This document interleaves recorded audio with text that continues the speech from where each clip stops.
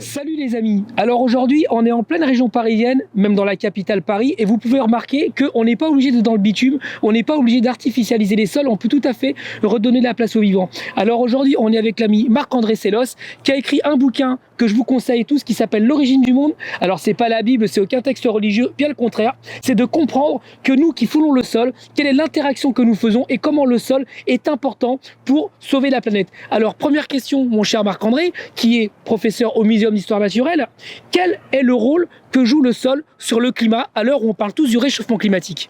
Alors c'est un rôle fondamental, c'est pour ça que c'est un peu l'origine du monde, le monde tel qu'on le vit.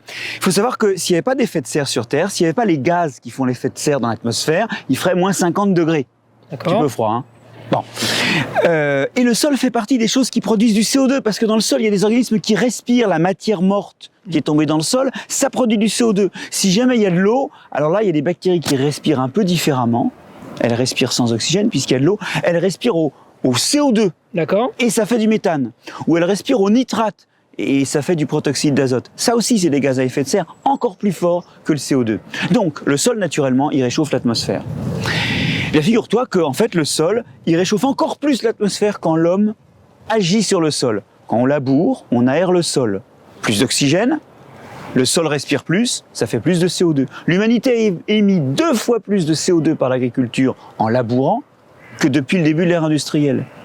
Donc ça augmente l'effet de serre. Quand tu irrigues, tu crées des endroits où il n'y a pas d'oxygène avec des bactéries qui vont faire du méthane ou du protoxyde d'azote.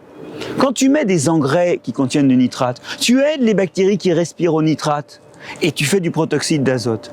Donc aujourd'hui, notre façon de gérer les sols, bon, elle nous nourrit, c'est sûr, mais il y a un problème, c'est qu'elle contribue à augmenter le relargage de gaz à effet de serre dans l'atmosphère. Et aujourd'hui, notre façon de gérer les sols, ça fait une partie de l'effet de serre que nous générons. D'accord.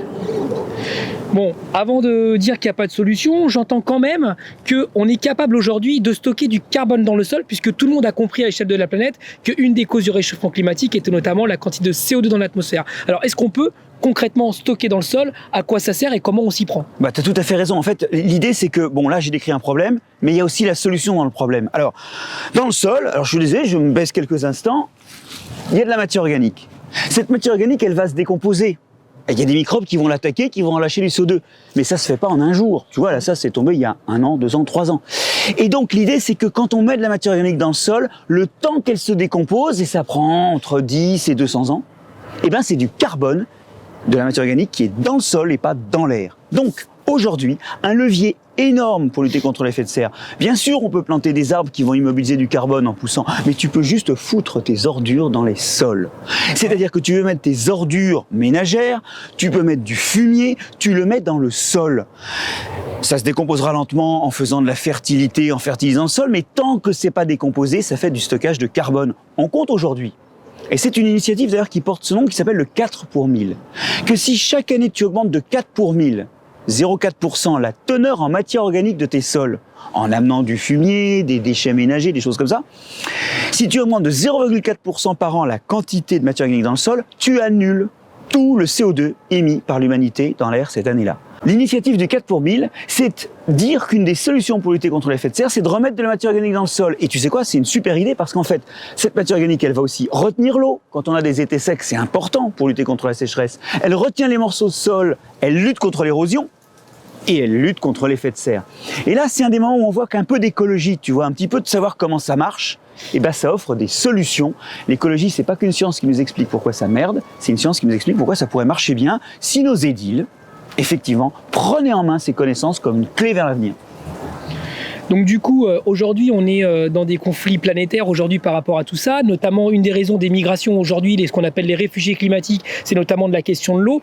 Tout ce que tu dis sur le sol, qui est une réalité en fait à l'échelle de la planète, est-ce que en fait le sol est une solution? Comment est-ce que ça peut interagir pour régler notamment la question des ressources en eau, qui est un vrai problème au niveau de l'échelle de la planète et qui crée des vrais conflits, que ce soit évidemment en France, on le sait, sur l'approvisionnement, mais aussi ailleurs. Ailleurs? Ah ben c'est sûr. De toute façon, on sait qu'aujourd'hui les populations elles circulent parce que ça va pas bien. On compte que d'ici 2050, on aura 50 à 700 millions de personnes qui vont bouger parce qu'ils auront des problèmes sur la qualité de leur sol, qui les nourrira plus, ou plus assez. Donc quelque part, gérer les flux migratoires, c'est gérer l'environnement, c'est pas juste monter des murs. Et alors en particulier, les sols, ils sont vraiment importants dans le cycle de l'eau. Juste avant, on a dit que la matière organique du sol retient l'eau. Mais il faut comprendre que quand il pleut, le sol est une gigantesque éponge à eau. Et ton eau, bon, elle va lentement se frayer un chemin jusqu'aux rivières. Mais le temps qu'elle trouve la sortie du sol, déjà, elle peut servir à nourrir des plantes. Tu sais qu'un hectare de forêt, ça consomme 30 tonnes d'eau par jour. Donc, d'abord, ça permet de nourrir les plantes. Ça, c'est la première chose. Deuxièmement, cette eau, elle arrive lentement à la rivière. Ça veut dire que tu n'as pas de crue quand il pleut. D'accord. Et qu'entre deux pluies, il y a encore de l'eau qui arrive à la rivière. Si maintenant tu bétonnes, t'artificialises, bon, déjà, c'est pas très beau. Dire, en termes de qualité de vie, c'est pas pour rien qu'on est venu filmer dans un jardin. Hein. Comme ici à Paris, par exemple, quand on met du bitume au lieu de mettre un jardin. Par exemple. Ou une allée gravillonnée dans le jardin. Donc d'abord, c'est pas très beau, mais surtout, c'est des surfaces qui vont pas boire l'eau. Donc tu augmentes les risques d'inondation parce que ton eau, quand il pleut, elle file beaucoup plus vite à la rivière sur les surfaces imperméables. C'est logique. Donc rouvrir des sols en ville... C'est l'effet toboggan, on va dire. Exactement. Et dans la zone méditerranéenne, certes, le changement climatique entraîne des épisodes dramatiques de crues, mais il y a aussi imperméabilisation des sols. Et tu vois, finalement, si on peut se saisir de ces zones avec des sols, avec de la végétation, comme une façon de gérer mieux les ressources en eau, c'est génial. Bon, en plus, je te cache pas un truc, c'est que quand il fait un été chaud et que tu as un sol qui contient de l'eau, cette eau s'évapore dans les plantes lentement, ça fait de la fraîcheur. Il y a aussi une dimension microclimatique à l'existence de ces sols et de cette végétation en ville. Et là, on retrouve un truc, c'est encore que l'écologie et la nature, ce sont des outils. Ce ne sont pas des fardeaux. C'est un peu nos alliés, hein. C'est un peu une symbiose qu'on doit mettre en place et qu'on a un peu oublié. Et qu'on doit mettre en place. Très bien. Voilà les amis, c'était l'ami Marc-André Sellos. Achetez son bouquin, L'origine du monde, c'est passionnant. Si jamais c'est un peu ardu, il est disponible pour faire des conférences chez vous. En ce moment, il le vend, donc vous pouvez l'inviter pour le vendre. Mais surtout, c'est l'effet Marc Lesguy, c'est ça qu'on veut à l'école, c'est ça qu'on veut pour les enfants, c'est ça qu'on propose pour les adultes. Parce que pour s'attaquer au réchauffement climatique, apporter des solutions face aux problèmes qu'on a, la meilleure solution, c'est l'intelligence. Et cette intelligence, elle doit s'inviter à l'école et pas seulement rester entre nous, sur YouTube, etc. Apprenez aux enfants, apprenez aux adultes. Il est dispo, on est à votre service. C'est ça l'éducation populaire et on est là pour ça. À bientôt.